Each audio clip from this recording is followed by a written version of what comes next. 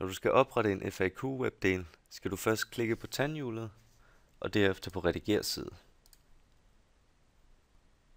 Når du er her, skal du trykke på Tilføj en webdel, enten i midten eller til højre. Jeg vælger at placere min i midten. Når du trykker der, kommer der en bjælke i toppen, hvor du skal trykke på et OH webdele, og derefter går du ned i ofte stillede spørgsmål under dele. Når du har klikket her, trykker du Tilføj. FAQ-webdelen er nu oprettet. I boksen, der nu er åbnet, har du mulighed for at give webdelen en anden titel end ofte stillede spørgsmål. Jeg kalder min FAQ. I Opret en ny liste kan I vælge at give listen et andet navn end det eksisterende. Dette navn vil være synligt nogle steder, men kun hvis I senere opretter en anden liste.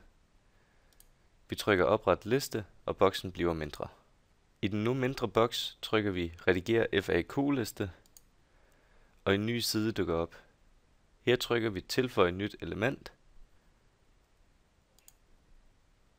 hvor vi nu kan skrive spørgsmål og svar. Jeg vil demonstrere spørgsmål. Hvordan opretter jeg en FAQ?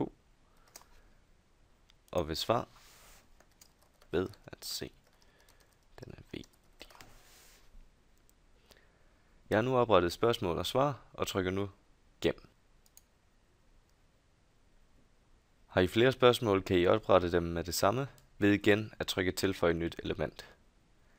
Når I er færdige med jeres spørgsmål, finder I siden, hvor I oprettede FAQ-listen. I tjekker den derefter ind, fortsæt og publicer. FAQ-listen er nu oprettet med jeres spørgsmål, og hvis I trykker på spørgsmålet, så folder svaret sig ud.